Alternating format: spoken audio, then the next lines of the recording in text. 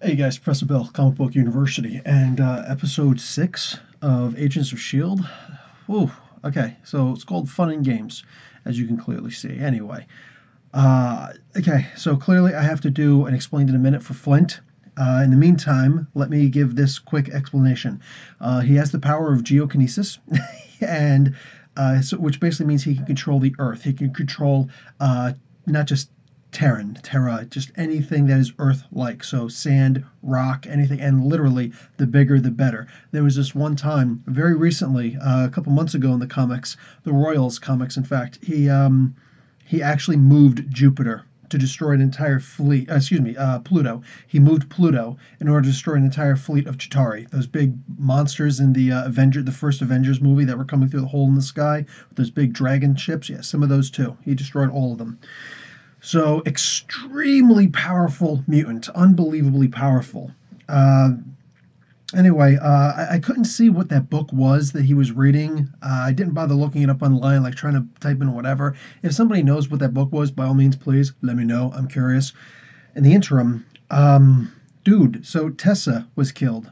Like, she goes up and she shows affections, like, hey, you got caught, you're going to be out here, you're going to be doing this Terrigenesis thing. I'm so sorry, don't worry, this is going to be fine. Because, he doesn't have any parents or anything like that. He's got nothing, nothing. And he's a good kid, willing to let people go. And that woman, that bag woman with the shopping cart, she was totally playing him. You know what I'm saying? It's supposed to be 3 credits. I only have one. Yeah, meaning, anyway. So, she was evil, but but Flint, good kid, really good kid, not asking for handouts necessarily, just trying to get by. So, so when Tess goes and she's showing kindness towards him, I'm literally thinking to myself, okay, they can't just leave her behind. They can't just leave her there. They got to bring her back in time because they're going to go back in time somehow. They're going to find a DeLorean, repair it or something, and go back in time. Anyway, uh, so like it's sad. She actually gets killed because I'm thinking she would actually be good. Most of those other humans there wouldn't be good back in our time, but this one, she would actually be cool. She's actually fairly meek. She's tough, but she's fairly meek. She doesn't have that hard "I will kill you," saying a life for a life kind of thing. We don't need that. We got enough of that. So when we come from. So seeing her get killed was actually really messed up, and an off-camera death on top of that. Marvel, what are you thinking about? Anyway, so I think it just added to the shock value, I guess. I don't know. Um, Seeing the also, yeah, this was a major episode of death. The telepath, dude. Like, are you kidding me? What's going on here? I love a YouTube channel because I love comic books like you. Thanks, Ellen. Yes, thanks, Ethan. Sorry, eyes aren't what they used to be. So, I'm sitting here, I'm watching this, and they kill the telepath. And I'm thinking, like, if I'm Fitz, look, I know this is going to sound really rude and cruel and evil, but if I'm Fitz, I'm thinking, okay, Casais just mentioned taking out, or that this guy's tongue has gotten him trouble. I'd have thought real quick and be like, whoa, listen, before your hitman, your hit Cree, okay, goes and puts a couple balls through his chest, how about you just cut out his tongue? I know it's gruesome. It's gruesome. But I'm thinking at least you'd save his life. You know what I'm saying? I don't know if they got cybernetic tongues. So I don't know if they could regrow a tongue, in some other alien culture. I don't know that. So I'm literally thinking at least you're saving the guy's life. So wow, like Fitz he was thinking quick. In this particular instance, he didn't think quick, but nonetheless. And since we're on Fitz, okay, when Fitz walks into the room, and then he's in there and he's got this plan going with psycho person, psycho, not a person. I am not a person. You're an alien freaky deek. That's what you are. Um, all of a sudden, Gemma comes walking into the room, and he lets go of this breath that he didn't know he was holding. Look, I'm not a particularly romantic guy, okay? I'm not into the whole swooning and all that other nonsense. You know what I'm saying? I can dance, but do I? No, not usually. Why? You know what I'm saying? So enough ruffling my own feathers. This is actually a really cool love story, and like I've always felt this way. For not necessarily since the first season. It didn't really get through in the first season, but the maybe towards the end. When what the heck is that one dude's name? I can't remember his name now. The guy that wanted turning evil, the agent of S.H.I.E.L.D. who Brett, wasn't it Brett? Anyway, who wound up turning evil. When he threw them into the ocean, it's like, you can't do that to Fitzsimmons. And then when they were on the alien world with the hive, can't do that stuff. That was messed up. So here, like, you really get to see it. He's literally holding a breath or releasing a breath he didn't know that he was holding. Totally took her breath away. When he proposes to her and she can't hear, it's like, oh, dude. And he's trying to stay cool as a cucumber. Not working. You know what I'm saying? But later on when Cassius shows up, yeah, he gets his stuff together. Cassius is dead in this episode too. Holy crap, everybody died in this episode. Oh, Grills. Grills deserved it. I'm going to get to Cassius in a moment, but Grills totally deserved that. Nobody, okay, show of hands, who liked Grills? Put your hand down. Nobody liked Grills. Okay, this Bear Grylls wannabe dude, this old limpy, shaky whatever thing, going around and putting people up against the wall. I would never stand next to metal. If I had one of those things in my hand, I would never stand next to metal. Hey, can you come over here? I can't. Why not? There's a door and it's made out of metal. Not happening. I would never. They wind up hey Edward. They wind up killing this dude, Flint, accidentally, kind of. It's an excuse, right? He's really angry. He didn't know his powers could do all that stuff. He's just thinking, I'm gonna hit him with some rocks. Oh no, he's pointing a gun at me. It's me or him. Forget about us or them. It's me or him. So he, and the graphics. Some leftover stuff from the Inhumans budget. I get it. but it was good enough. It was good enough for TV. You know what I'm saying? Forming this big gigantic rock and then boom, takes the dude out. Personally, this is going to sound dark again, talking about cutting people's tongues out. But I'm thinking to myself, nah, the guy could have suffered a little bit more. You didn't have to squish him, Maybe I don't know, maybe knock him in the head a couple of more times. I don't know, throw him off of throw him off the roof. How about that?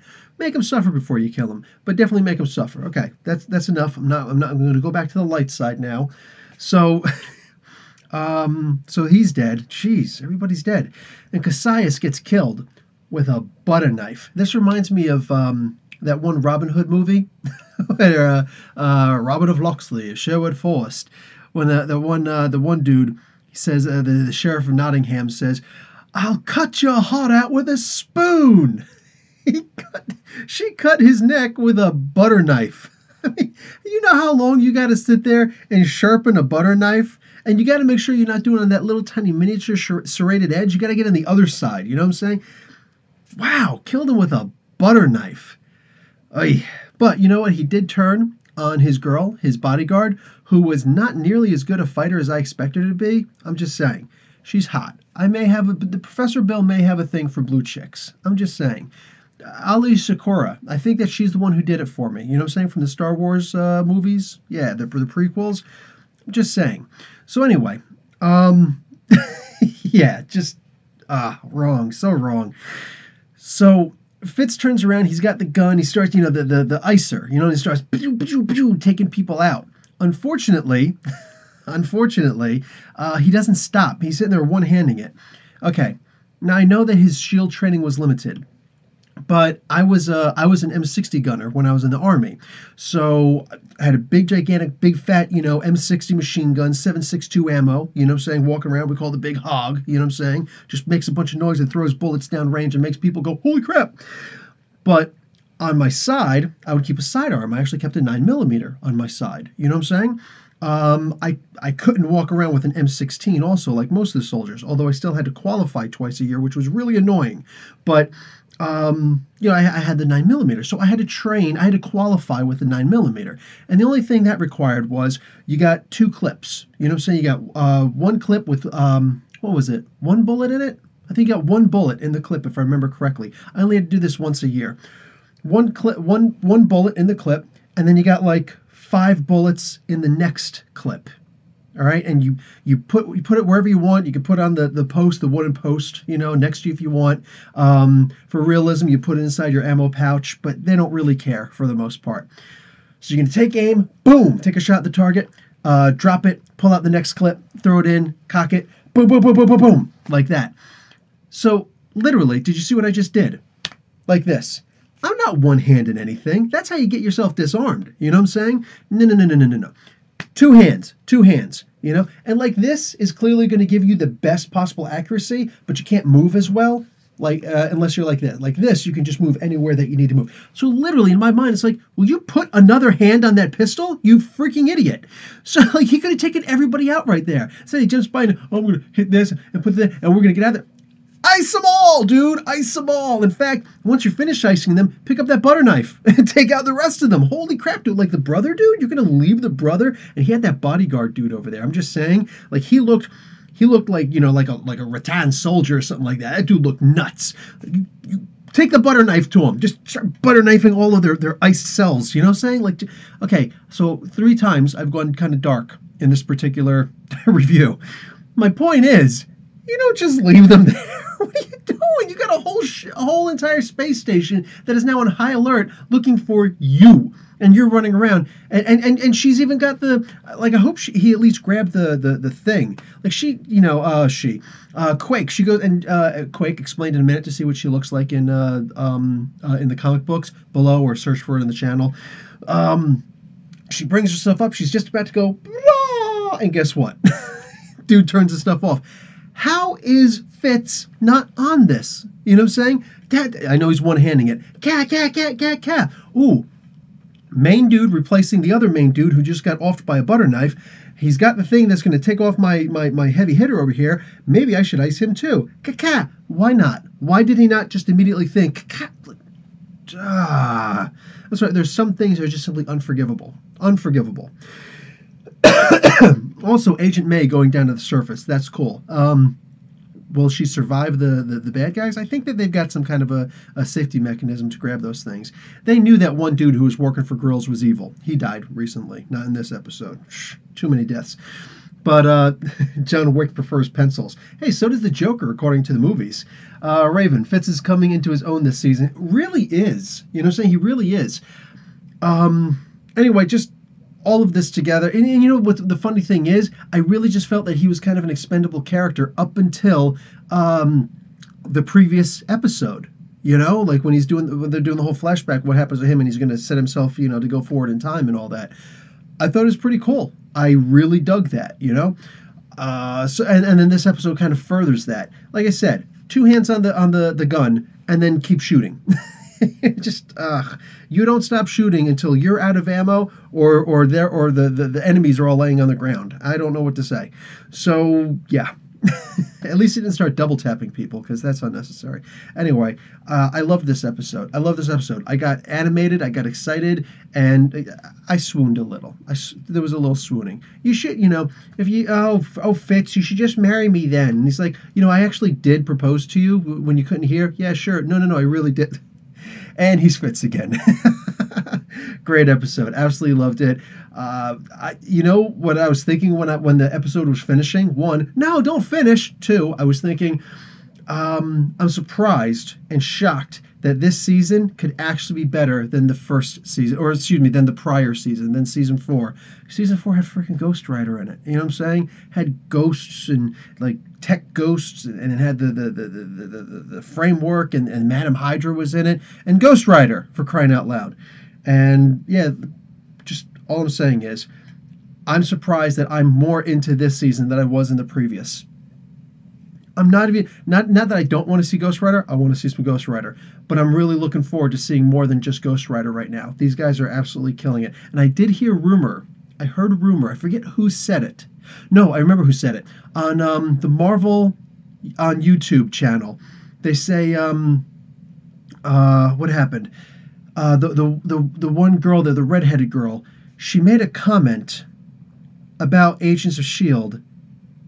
about something that's happening in the future, and then she writes in there, #Blade. Could we possibly be seeing Blade returning to the Marvel Universe now? Ka-ching? I mean, they've had the property, they've had the rights to Blade for a long time. And all I'm saying is, I mentioned this on my podcast, one previous or the one before that, Wesley Snipes should absolutely be Blade again. I don't care about how old he is. No. He still looks the part, and he could start training somebody new. He could start training Blade the Second. You know what I'm saying? Just no. I want to see Wesley Snipes. I want to see him in this TV show, if possible, not just in a movie. I want to see him kicking some booty again. I would be happy to see Blade in here. I'm sure they could find a way to have Blade in here. Just have the Midnight Suns. You know what I'm saying? Have the Midnight Suns just riding through town. Anyway, okay, I'm done. Thanks for showing up, guys. Oh, what do we got here? At least he didn't have to punch through Crystal. This is true, Raven. All right, guys. Professor Bill, Comic Book University. Class dismissed.